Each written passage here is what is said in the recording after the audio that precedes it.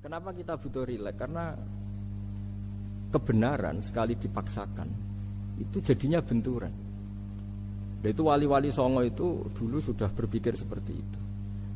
Sehingga Pak Zaini yang sering ngendikan sama saya, kita ini bisanya mengikuti Mas Bah, kalau manggil saya Mas, tidak bisa benturan. Sehingga tadi ada modifikasi dari sesajen menjadi sedekah, dari apa menjadi apa. Jadi tidak langsung benturan. Dan itu khazanahnya, bacaan-bacaannya banyak sekali. Termasuk peristiwa Udhiyah tadi. Jadi dulu kurban itu dipakai ajang orang-orang tokoh Quraisy supaya dapat daging yang bagus, di atas namakan Ka'bah. Jadi agama ini dijual mulai dulu. Kunane kuno agama ini dijual. Dan agama mulai dulu ya prospek. Ka'bah itu bisa menyedot wisatawan berapa, wisata religi. Sehingga dulu ada Ka'bah tandingan, perhitungannya juga ekonomi. Jadi mulai dulu itu ya sudah seperti itu, mau apa Mang Allah bikin dunia seperti ini.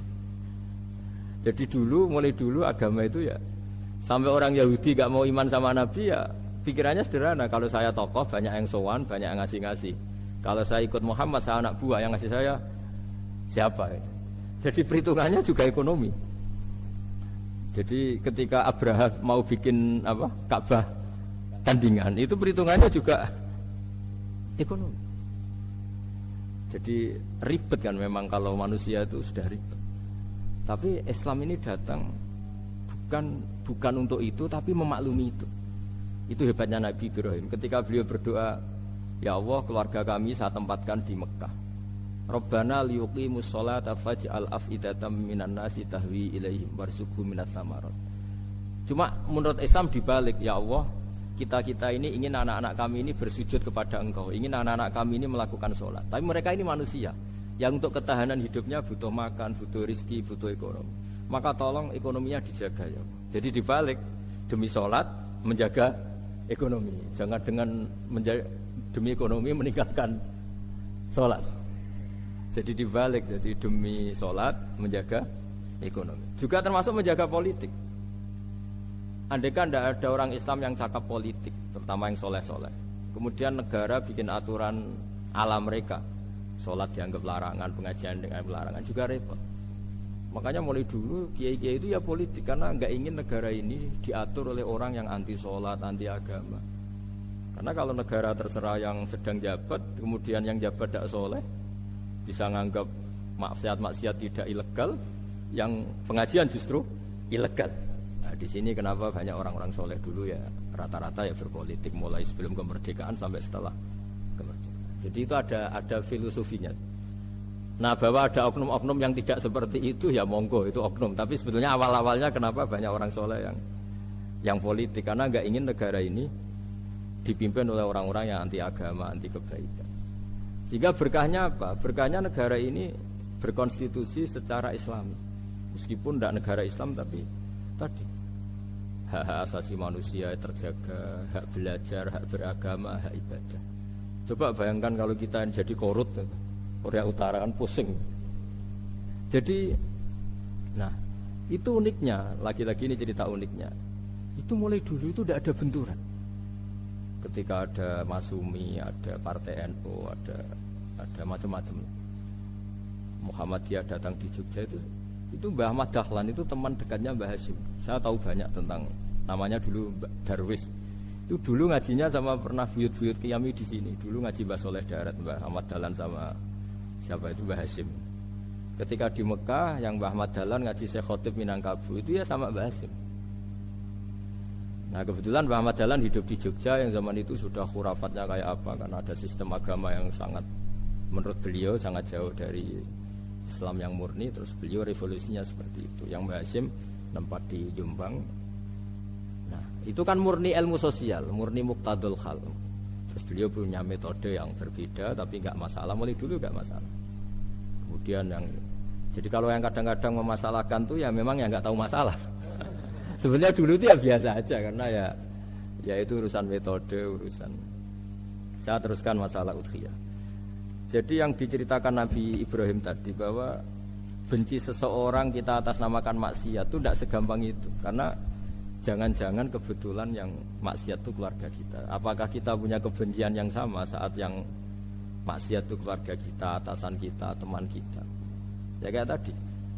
Kalau saya corong jo dibelenjani janji, ada orang janji sama saya nggak tepat waktu, saya bisa marah, itu pasti sebabnya jelas. Itu bawaan saya nggak berjasa sama saya.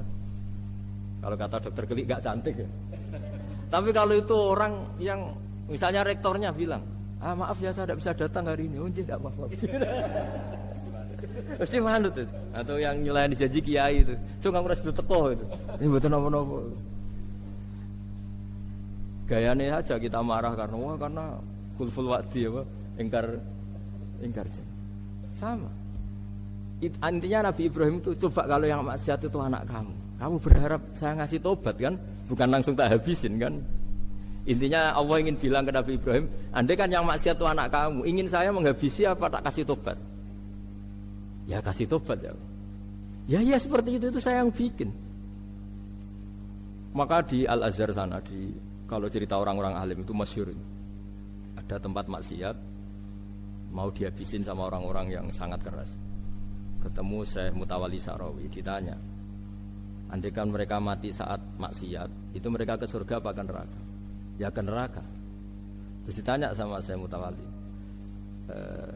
kalau mereka ke neraka, akan adzalika muradan Nabi? Apa seperti itu yang digandaki Nabi, umatnya mati terus masuk neraka karena belum tobat? Tidak, Nabi inginnya mereka tobat dulu. Ya sudah, jangan dihabisin. Kamu berproses ikut mentobatkan mereka. Kebetulan ini mau mendengar. Jadi kita lunak, kita baik itu ya semuanya ingin la'allahum yarji'un, semoga mereka kembali, mereka tobat. Bukan lunak dengan arti mengakui maksiat itu satu kebaikan, itu yang bahaya. Kalau lunak sampai mengakui itu maksiat itu kebaikan, itu bahaya sekali. Tapi kita lunak karena kita ingin berproses untuk bertobat. Karena tadi kalau kita punya nurani itu mesti, andai kan yang maksiat itu anak kita atau teman dekat kita atau orang yang berjasa sama kita, apa kita bisa tegas? Kira-kira gimana? Bisa kamu tegas sama anak kandung? Berat. Ditantang minggat saja pusing gitu. Ya, makanya terus ini saya baca teks aslinya ya, supaya mungkin sebagian yang punya kitabnya atau memang punya tradisi akademik supaya mendengar ini. Saya baca ini versi yang kedua ini di kitab Hikam. Kitab Hikam itu termasuk kitab pegangan para kiai, halaman 4 juz 2. Diredaksikan gini, waqad adzabahu ta'ala, ini masih tentang kurban. Waqad adzabahu ta'ala khalilahu Ibrahim fi ba'di mawatinihi al-azimah. Jadi Allah kalau dalam bahasa Arab memberi teguran itu namanya takdib. Makanya kalau orang nakal itu, kalau orang Jawa bilang kurang ajar. Sebenarnya ajar itu kan tahun ajaran baru. Ajar itu kan barang baik. Ya kan disebut tahun ajaran baru. Pengajaran, ajar itu kan barang baik. Jadi kalau kurang ajar berarti kurang baik. Itu bahasa Arabnya orang yang kurang ajar perlu diajari. Itu kalau orang Arab bilang ditakdib. Diwarai toto kromo, diadabkan. Jadi belum punya adab diadabkan.